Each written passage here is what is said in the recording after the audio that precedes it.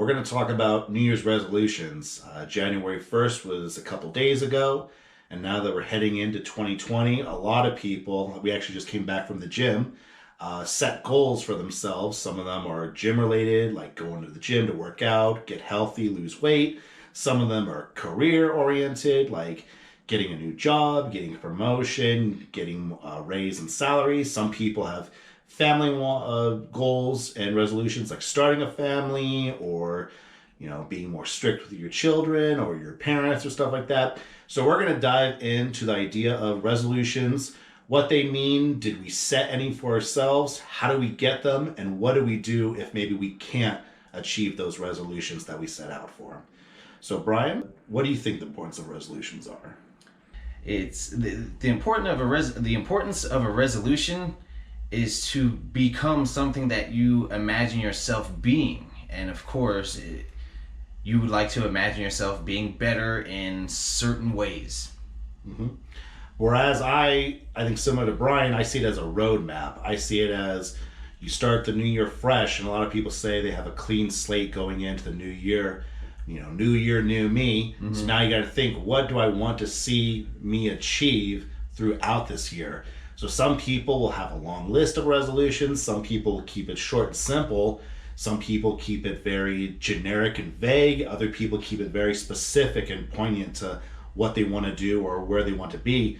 So I think they're important to have. I think for those who don't set them, they're okay too. But we're talking about goals. We're talking about personal goals that we want to see achieved on this 365 journey known as the year. So I think it's a very cool concept that people do, especially because it's the start of the year.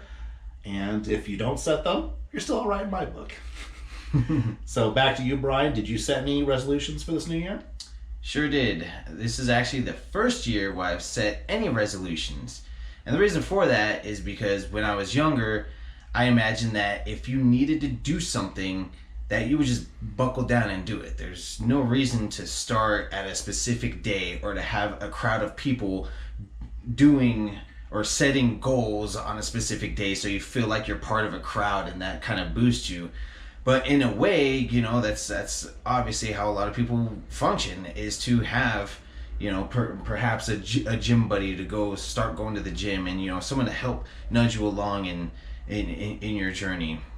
So for me, it was a lot easier to just set a day like, hey, I need to start doing this. And I don't need to wait, 5 months from now to start this goal. This is something I need to start now. So I had a different mindset all these years. And, I'm 30 now, and I figured, you know what? Let's try setting a resolution here. Whereas I think I'm on the other end of the spectrum. For many years, I've tried setting a lot of resolutions for the year. I know the past year in 2019, I was alone by myself on New Year's Eve, going to New Year's Day. I wrote down a list of almost like 25 things that I wanted to see accomplished. And some might say 25 is not a lot, but for me, it's a lot.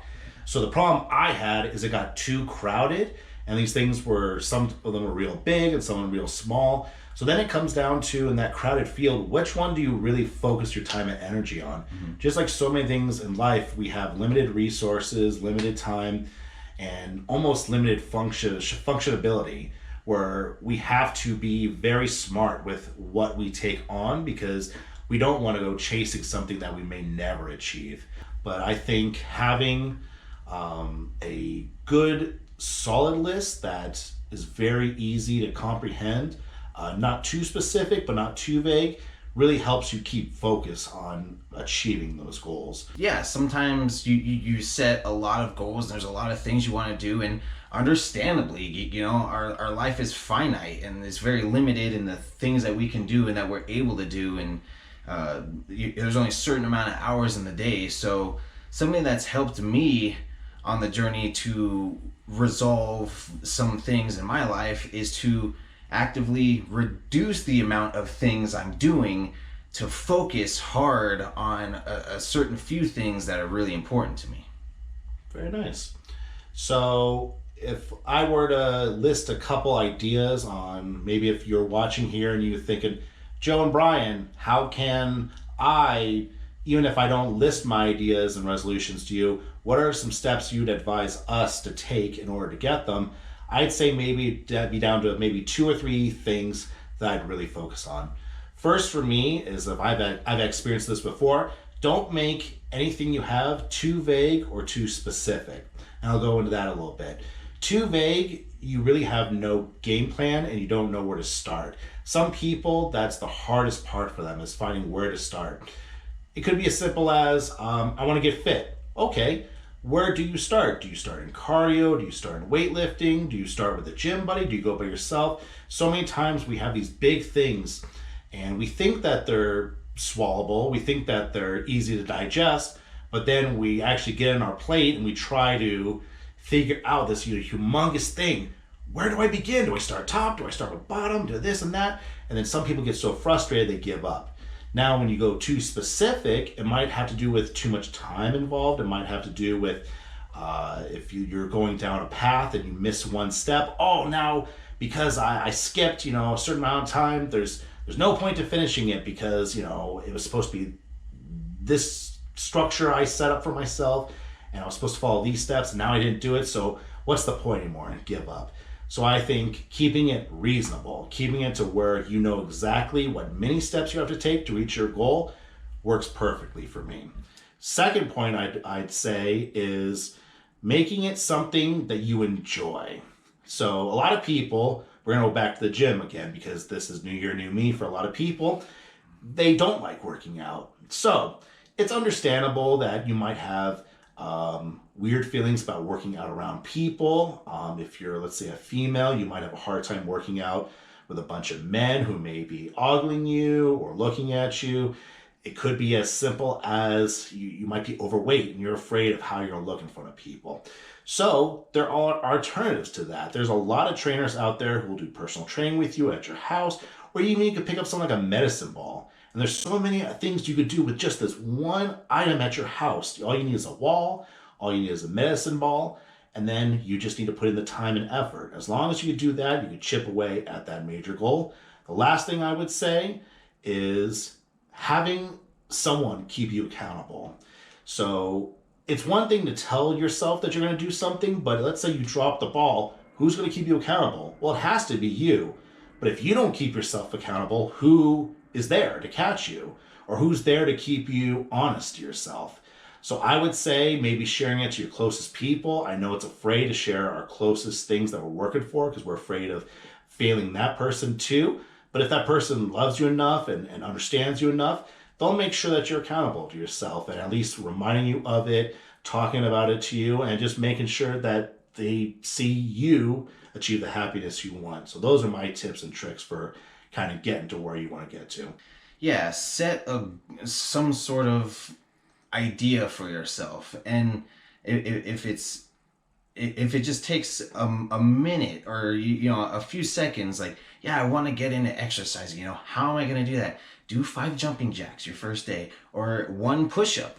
Start somewhere. The point is to take a step and to be able to continue taking steps because you want to go down this path, right? Because at the end of the day, you're going to end up doing what you actually want to do. And if that's not working out, then you know that I value watching TV more than exercising and being healthy in that way.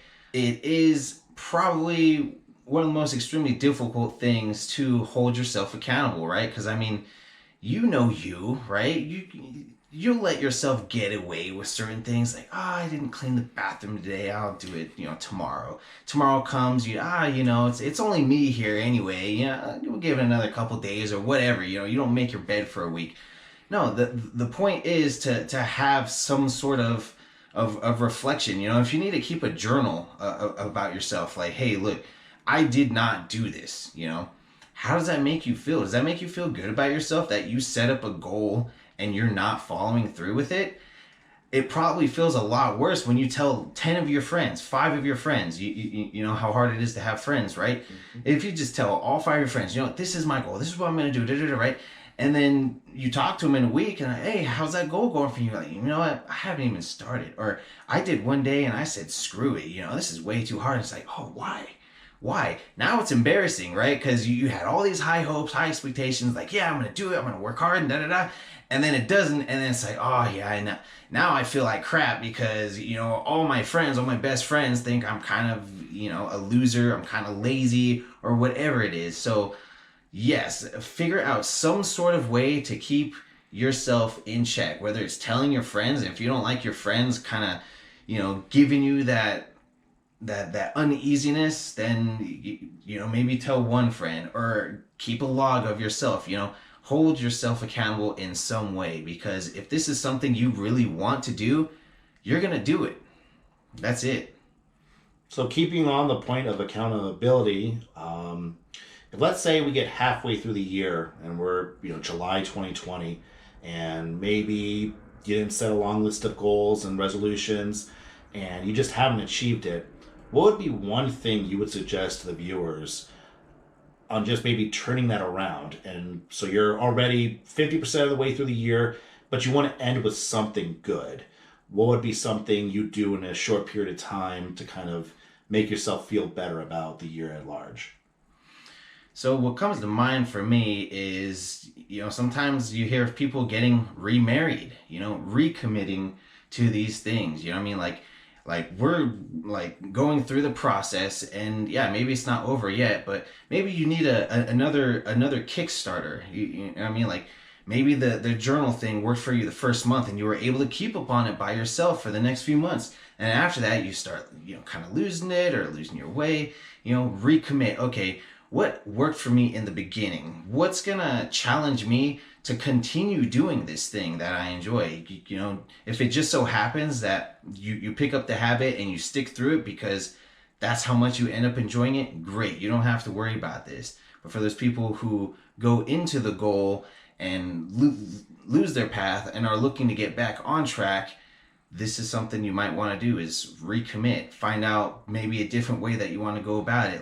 I guess the overall opinion from both Brian and I is that they're pretty good, but in the end, you have to keep yourself accountable for what you're doing and make sure to make the most of your time. We said it earlier that we have only so much time in this year, so much little time on this planet. So it's important to not only set goals and manage those goals, but understand why you want to accomplish those goals. I think having that understanding of what you want to feel at the end is really important to me. That's a big motivating factor.